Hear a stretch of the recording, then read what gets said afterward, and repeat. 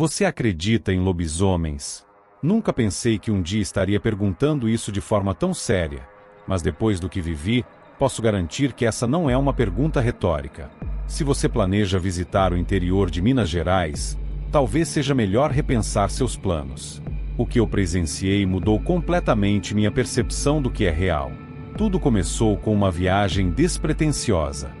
Eu e alguns amigos decidimos sair da agitação da cidade e explorar as montanhas mineiras, procurando tranquilidade, comida boa e, claro, aquele clima bucólico que só o interior oferece.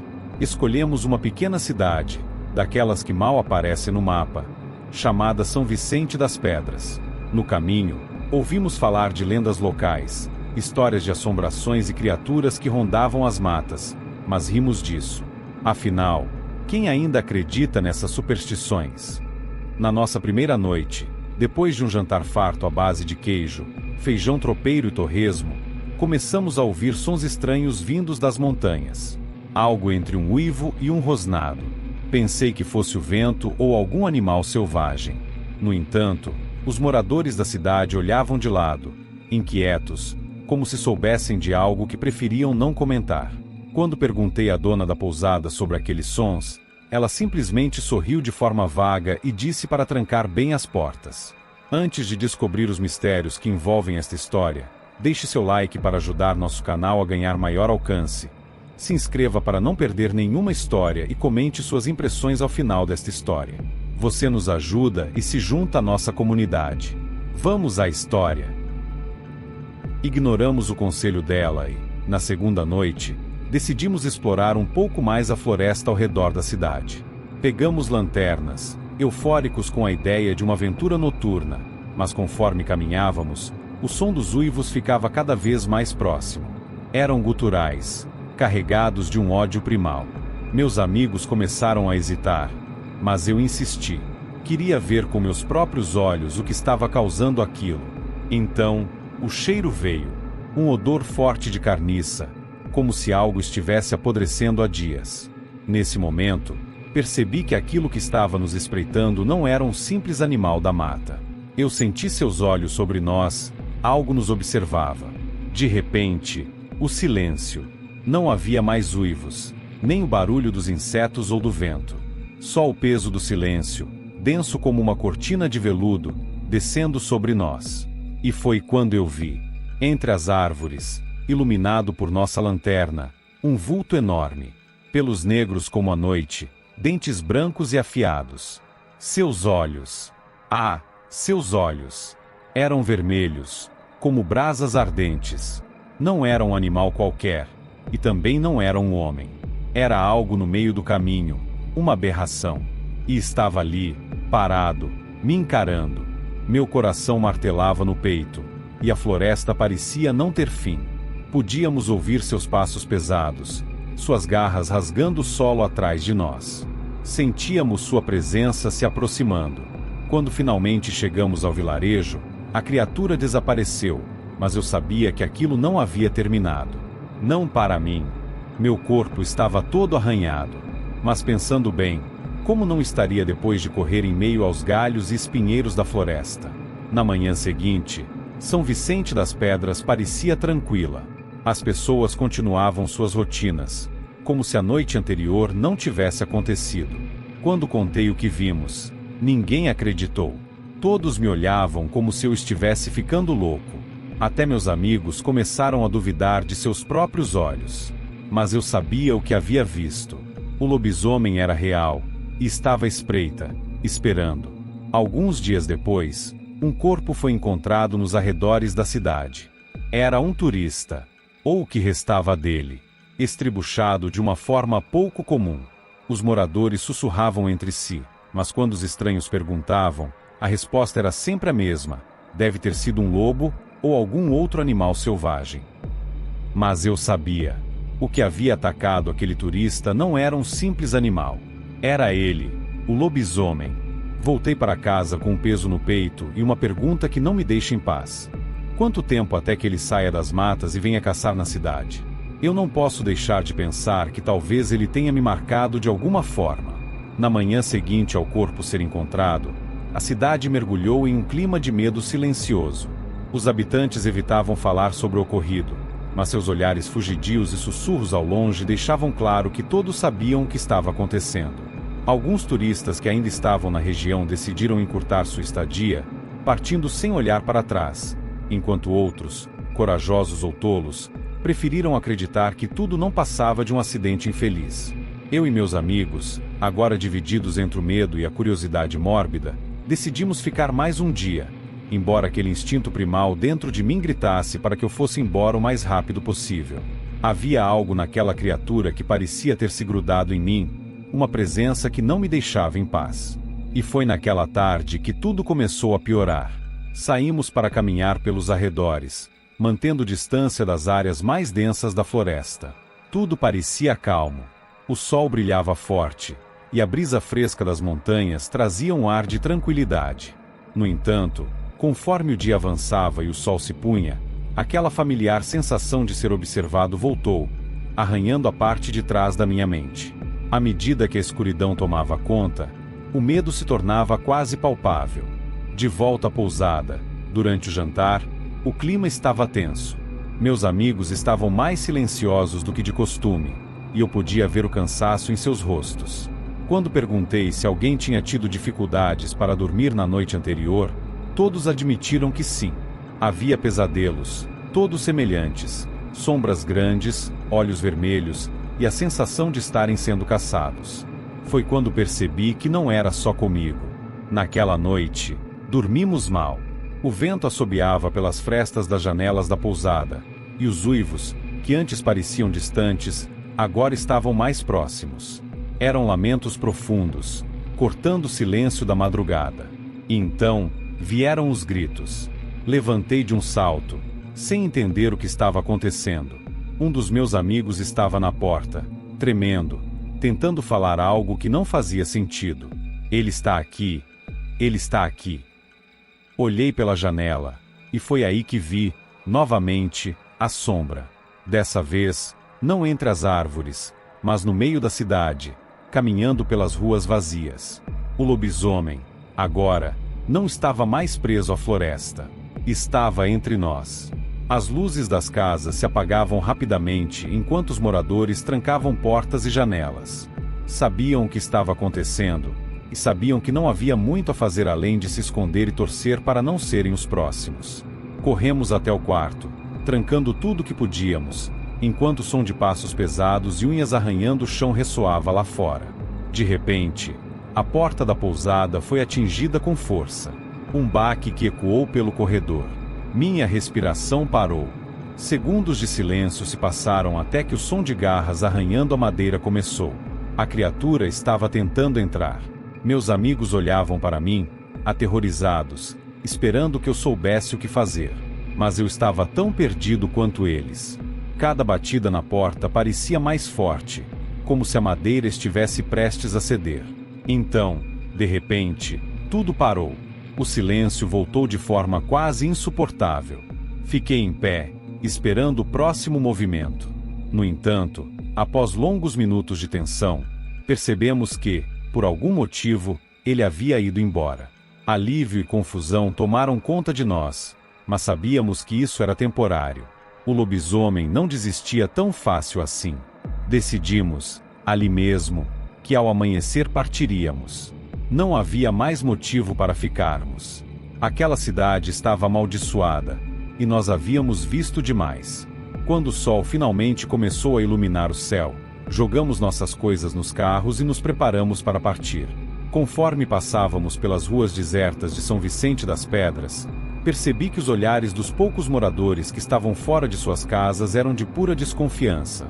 Era como se soubessem que algo havia sido desencadeado por nossa presença, como se tivéssemos despertado a fera. E, no fundo, talvez eles estivessem certos. Ainda no caminho de volta, enquanto atravessávamos as sinuosas estradas de terra, senti aquela presença novamente. Olhei pelo retrovisor e jurei ver algo correndo, ao longe, nas sombras da mata. Ele estava nos seguindo. Sabia onde estávamos, e algo me dizia que não importava para onde eu fosse, ele não me deixaria em paz. Agora, já em casa, Distante daquela cidade esquecida, a sensação de estar sendo vigiado continua. Às vezes, acho que vejo algo se movendo entre as árvores quando olho pela janela à noite. E os uivos voltaram. Eles ecoam na minha mente, cada vez mais altos, cada vez mais próximos. Eu queria acreditar que, ao voltar para casa, tudo ficaria bem. Que os pesadelos, as visões e aquele maldito som de uivos desapareceriam. Mas eu estava enganado. A cada noite, o mesmo pesadelo voltava, com mais intensidade. Era sempre a mesma cena, eu correndo por uma floresta densa, sentindo seu cheiro pútrido, e seus olhos, aquelas brasas infernais, sempre fixos em mim. Na primeira noite em casa, acordei suado, ofegante, com o coração a mil, tentando desesperadamente me convencer de que tudo era apenas minha imaginação. Era só o estresse da viagem, certo? Mas quando olhei pela janela do meu quarto, a ilusão de segurança desmoronou. Na escuridão lá fora, entre as árvores que cercavam minha casa, vi um par de olhos brilhantes. Eles estavam lá.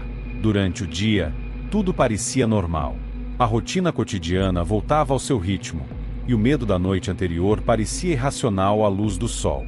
Mas quando o crepúsculo se aproximava, a mesma sensação de angústia invadia o ar, como se a noite trouxesse consigo o predador.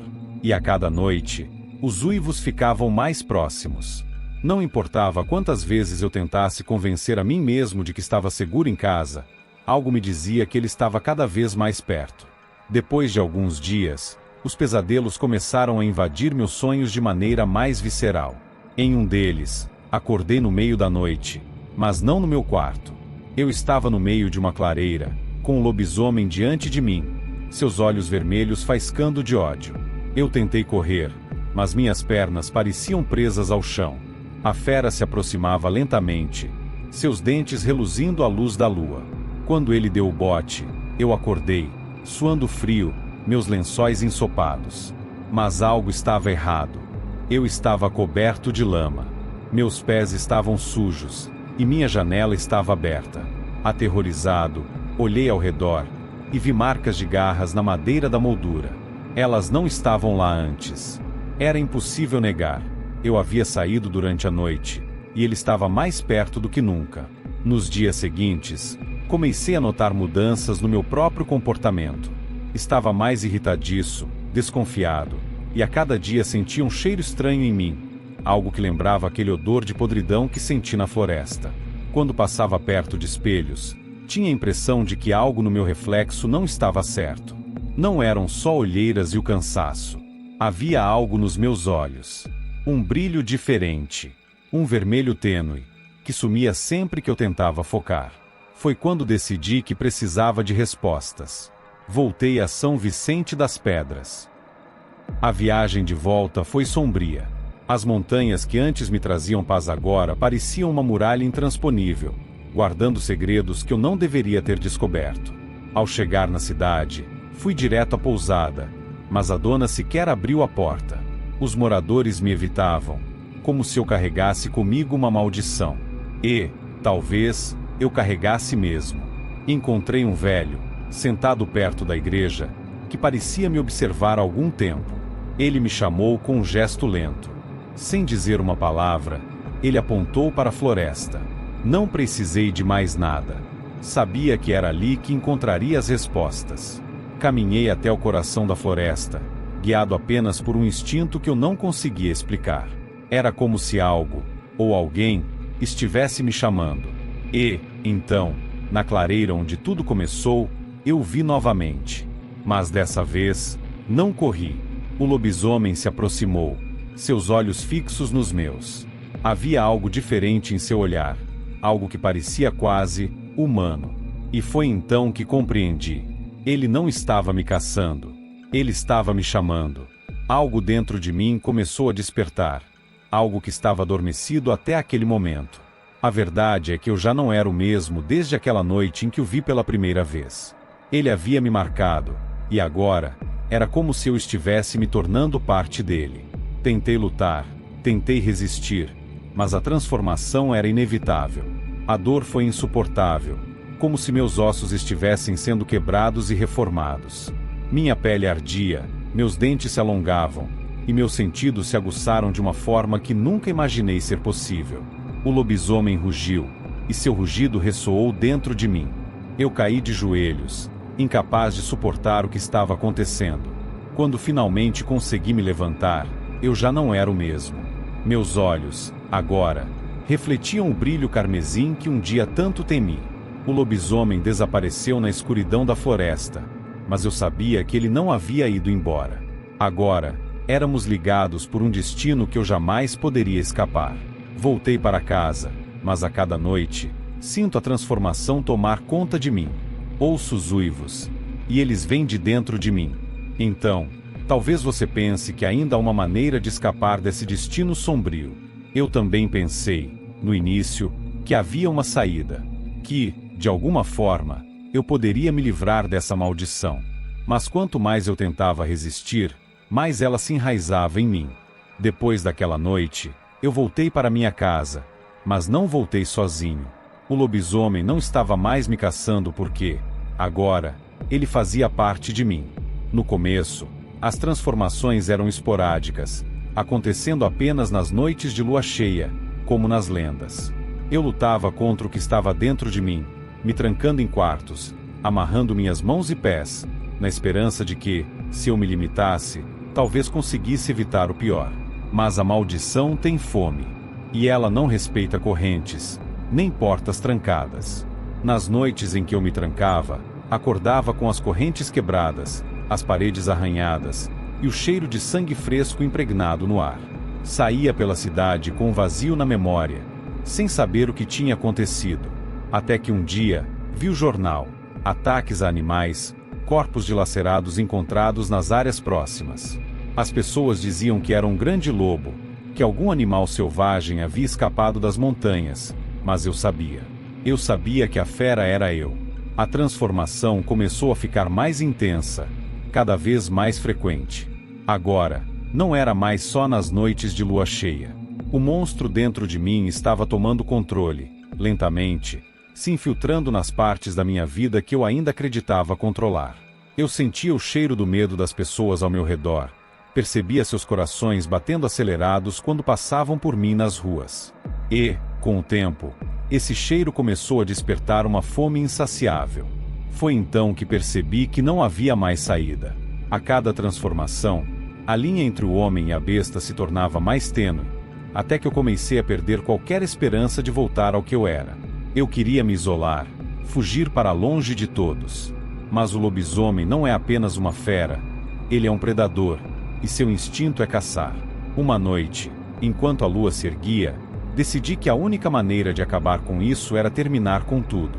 Peguei a arma do meu pai, uma antiga espingarda que ficava guardada no armário.